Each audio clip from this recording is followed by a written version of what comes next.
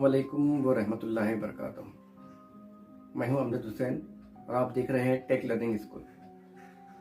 इस वीडियो को बनाने का मेरा ख़ास मकसद ये है कि हमें पता हो कि स्कॉलरशिप के इम्तिहान क्यों देना है।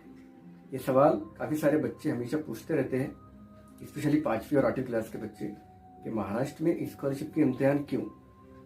तो उसका मुझे जो मुनासिब या मौजूद जवाब लगा, उसको लेकर मैंने ये वीडियो बनाना ज़रूरी समझा। तो चलिए देखते हैं इस वीडियो में कि स्कॉलरशिप के इम्तिहान क्यों।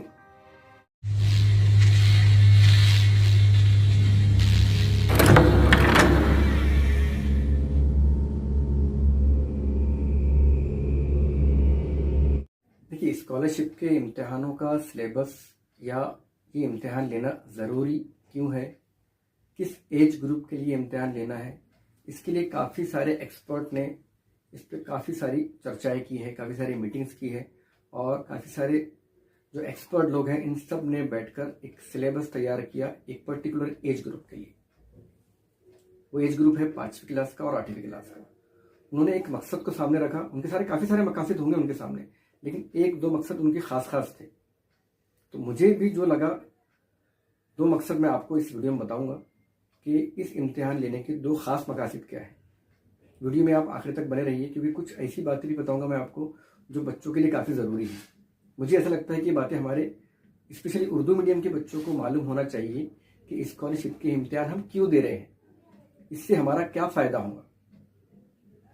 पहला सबसे बड़ा फ़ायदा इसमें यह है कि हमारे अंदर एक डिसिप्लिन आ जाता है।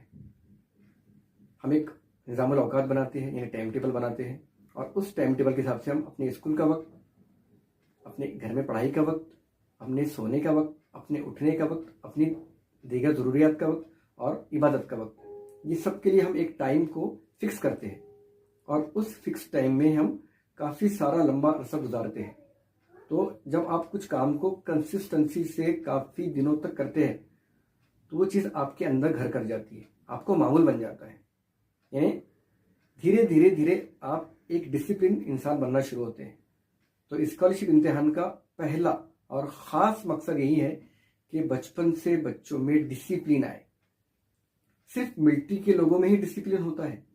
हम अक्सर देखते हैं कि मिलिट्री के लोग बहुत डिसिप्लिन होते हैं, उनके हर एक चीज़ के वक्त फिक्स होते हैं और वो उसी तरीके से अपनी ज़िंदगी गुजारते हैं। लेकिन स्कॉलरशिप के इम्तिहान के जो बच्चे मैं देखा हूँ, जो स्टेट लेवल पे, डिस्ट्रिक्ट लेवल पे रैंक लाते हैं, वो बच्चे काफ़ी डिसिप्लिन होते हैं। आप उनसे बात कीजिए, वो उनके बात में भी इतने अल्फाज, ऐसे अल्फाज इस्तेमाल करते हैं जो सिलेक्टिव अल्फाज होते हैं।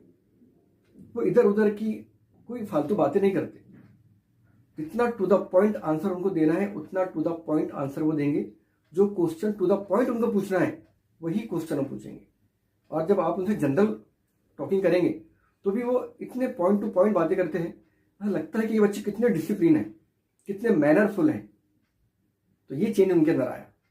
और किस वजह से आया? इस इम्तिहान के सिलेबस को सीरियसली पढ़ने से। उनके उस्तादों ने उनके अंदर एक एक चीज उतारे हैं और ये चीजें धीरे धीरे धीरे इंसान की जिंदगी को एक डिसिप्लिन लाइफ बनाती है। आपको वक्त की अहमियत समझ में आती है, आपको पढ़ाई की अहमियत समझ में आती है, आपको आप जो सिलेबस पढ़ रहे हैं उसका मकसद समझ में आता है कि वो सिलेबस आप क्यों पढ़ रहे हैं। मैथ्स को अगर देखेंगे स्कॉलरशिप के तो कितने सारे मौजू हैं और फिर वही क्वेश्चन खड़ा हो जाता है कि ये चीज़ क्यों होना चाहिए। तो आपको जब आप अच्छी तरीके से उसको पढ़ते हैं, जब आपको वो चीज़ समझ में आती है कि ये चीज़ मुझे क्यों पढ़ना है, ये मेरी ज़िंदगी में क्यों काम में आने वाली है। ज़हनी आजमाइश में ऐसे ऐसे क्वेश्चन हैं जो घूम जाता है इंसान, हमारा दिमाग चकरा जाता है सवाल को पढ़कर। क्योंकि क्यों पढ़ना है? जब आपकी ज़िंदगी में बहुत सारी पेचीदगी आती है तो आप एक एक चीज़ को हल करना शुरू करते हैं। लेकिन जैसे धागा जब पूरा घुल जाता है ना, तो एकदम से नहीं खुलता। आप अगर उसको घबराहट में या एकदम हड़बड़ाहट में खोलने की कोशिश करेंगे तो वो खुलेगा नहीं, वो उल्टा उलझता चला जाएगा। उसका एक तरतीब होती है, उसका एक निज़ाम होता है उसको खोलने का। एक कौन सा धागा कब कहाँ से खींचना है। बस स्कॉलरशिप का इम्तिहान भी ये गुथा हुआ धागा है। इसको कब कहाँ से खींचना है ये आपको पढ़ने के बाद ही समझ में आएगा। इसके लिए आपको extra guidance, extra reference books, बहुत ज़्यादा सराव जिसको बोलते हैं ना, प्रैक्टिस प्रैक्टिस प्रैक्टिस, और हार्ड वर्क हार्ड वर्क और हार्ड वर्क। ये चीज़ें इसमें जो आपको एक डिसिप्लिन इंसान बनाती है, और आप स्टेबल हो जाते हैं, अपने आप में स्टेबल हो जाते हैं, सुलझ जाते हैं आप। ये पहला मकसद। और भी इसको हम आगे डील कर सकते हैं, लेकिन मुझे वीडियो ज़्यादा बड़ा नहीं करना है, क्योंकि मैं जिस एज ग्रुप के लिए ये वीडियो बना रहा हूँ वो 5वीं और 8वीं क्लास के बच्चों के लिए बना रहा हूँ। ज़्यादा बड़ा वीडियो आजकल हम लोग सुनते नहीं, क्योंकि आजकल फैशन है कि शॉर्ट चाहिए शॉर्ट, तो मैं शॉर्ट में ही इस चीज़ को ख़त्म करूँगा। अब दूसरा मौजूद इसका है कि फ्यूचर में इसका फ़ायदा क्या है। 5वीं का इम्तिहान दिए, 8वीं का इम्तिहान दिए स्कॉलरशिप का, उसका फ़ायदा क्या होने वाला है। आप देखिए, इस तरह के इम्तिहानों का पैटर्न है हमारे पास में। नवोदय के इम्तिहान जो होते हैं वो इसी पैटर्न के हैं, NTS के इम्तिहान जो होते हैं वो इसी पैटर्न के हैं, MHCET इसी पैटर्न का है, और बहुत सारी CETs होते हैं, नेट सेट होते हैं, इसी पैटर्न के हैं। नीट, NEET, नीट, IIT के इम्तिहान होते हैं, JEE के इम्तिहान होते हैं, IIM के इम्तिहान होते हैं, MPSC के इम्तिहान होते हैं, UPSC के इम्तिहान होते हैं। ये सारे जो इम्तिहान है ना, ये स्कॉलरशिप के पैटर्न पर ही बनाए जाते हैं।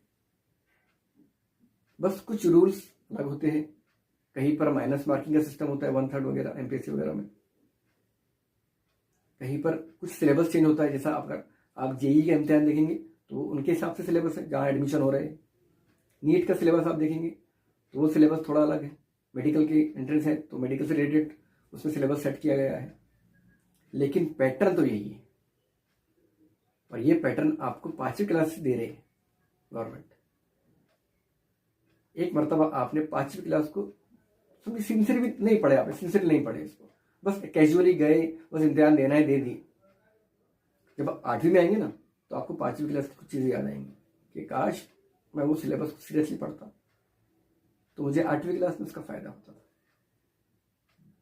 फिर जो बच्चे 8वीं क्लास में उस चीज़ को समझ रहे हैं कि हाँ मुझे ये चीज़ करना है, अटेम्प्ट तो करना है और सिंसियरली अटेम्प्ट करना है, एक निज़ामुल औकात, एक टाइम टेबल सेट करके इसको अटेम्प्ट करना है, इस सिलेबस के टॉपिक पर मुझे फोकस करना है और मुझे इम्तिहान अटेम्प्ट करना है। फिर मैं चाहे उसमें कामयाब हूँ चाहे ना हो, मकसद ये नहीं है, मकसद है चेंज, आप में चेंज लाना।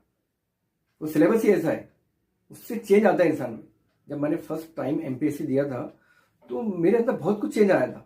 मैं इतना डिसिप्लिन हो गया था कि यार वक्त कितना कीमती है और हम कैसा वक्त ज़ाया कर रहे हैं, क्यों ज़ाया कर रहे हैं हम वक्त। हम इस तरह भी वक्त क्यों नहीं लगा पाए पहले से, हमें किसी ने क्यों नहीं बताया कि आपका जो वक्त है वो सिलेक्टिव वक्त है, बहुत कीमती है, आपको इस फील्ड में ये वक्त लगाना है, इतना वक्त इस टॉपिक को देना है। ये मुझे MPSC की प्रीलिम देने के बाद समझ में आया। उस वक्त मेरी एज खत्म हो गई थी, मैं कुछ ज़्यादा नहीं कर पाया उसमें, लेकिन मैं हमेशा फोकस रहा कि मैं मेरे स्टूडेंट को 5वीं क्लास के अगर मेरे पास है या 8वीं क्लास अगर मेरे पास है या कोई और भी क्लास अगर मेरे पास है तो मैं कॉम्पिटिटिव एग्जाम के लिए उनको मेंटली प्रिपेयर करूं। और आप उस चीज़ को अटेम्प्ट कर रहे हो अभी, अगर आप 5वीं क्लास के बच्चे हैं जो मेरा वीडियो देख रहे हैं, या अगर आप 8वीं क्लास के बच्चे हैं, या अगर आप किसी और क्लास के बच्चे हैं, तो आप ये चीज़ एक अपने ध्यान में रखिए कि लाइफ में कॉम्पिटिटिव एग्जाम हमारे बहुत काम के हैं। आज अगर आप छोटे लेवल पे एग्जाम दे रहे हैं तो कल आपको बड़े लेवल पे एग्जाम देना है। और ये इनिशियल तैयारी, बेसिक तैयारी है आपकी, जहां पे अगर आप अच्छे तरीके से तैयार होकर सक्सेस हासिल करते हैं, आप सक्सेस हो गए उसमें, तो आप आगे के सारे इम्तिहानों में एक डिसिप्लिन, वक्त को मैनेज करते हुए, एक टाइम टेबल बनाते हुए, अपने वक्त को समझते हुए आगे बढ़ेंगे। और देखिए आपके लिए कितने सारे दरवाजे ओपन रहेंगे। टीचर तो देखिए वही कामयाब है। मैं टीचर हूँ, मैं समझता हूँ जब मेरा कोई स्टूडेंट कलेक्टर बन जाएगा तो मैंने अपने टीचिंग प्रोफेशन के अंदर मेरा एम हासिल कर लिया। मेरा मकसद है कि मेरे पास से कोई एक स्टूडेंट ऐसा जाए जो जिले का कलेक्टर बने। उस दिन मेरा मकसद हासिल होगा मुझे, मेरी टीचिंग का। काफी सारे उतार चढ़ाव मेरी टीचिंग में आए हैं, लेकिन हर वक्त मैंने मेरे बच्चों पर ही फोकस किया हूं कि मेरे बच्चों को मैं मेंटली प्रिपेयर करूं। सिलेबस तो पढ़ाने हैं मुझे, जो सिलेबस मुझे, जो करिकुलम तैयार करके दिया गया है, मुझे पढ़ाने हैं आप लोगों को, लेकिन आपको मेंटली प्रिपेयर करना है कि हम ये चीज क्यों पढ़ रहे हैं, क्यों आपके एज ग्रुप के लिए चीज तैयार की गई है। तो मैं वीडियो में और ज्यादा बातें नहीं करूंगा, सिर्फ इसको एंड करते वक्त आपको समझाऊंगा कि आप अगर आज इस वीडियो को पूरा देखे आपने, तो मेहरबानी करके अपने आप को फोकस्ड रखिए, एमलेस मत रहिए लाइफ में। एक डिसिप्लिन लाइफ गुजारना है तो स्कॉलरशिप के इम्तिहान को सीरियसली, सिंसियरली पढ़ाई कीजिए उसकी। ये मत सोचिए कि हम पास नहीं हो सकते। पास नहीं होना या होना मकसद नहीं है, मकसद है उस इम्तिहान को सीरियसली पढ़ना। आप उसको सीरियसली पढ़िए। अगर अभी भी आपको ऐसा लगता है कि आपको कुछ और चीज़ें चाहिए उसमें, तो आप इस वीडियो में के कमेंट्स बॉक्स में जाके मुझे कमेंट्स करके बताइए कि सर इस टॉपिक पे आप वीडियो बनाइए। मैं इंशाल्लाह उस टॉपिक को पढ़ के, समझ के, अच्छी तरीके से, आसानी के साथ आपके सामने पेश करने की कोशिश करूँगा। बस यहीं पर मैं मेरा वीडियो ख़त्म करता हूँ। अगर आपको वीडियो पसंद आया तो मेरे चैनल को ज़रूर सब्सक्राइब कीजिए, वीडियो को लाइक कीजिए और तमाम स्टूडेंट तक इस वीडियो को शेयर कीजिए। अस्सलाम वालेकुम वरहमतुल्लाहि वबरकातुहू।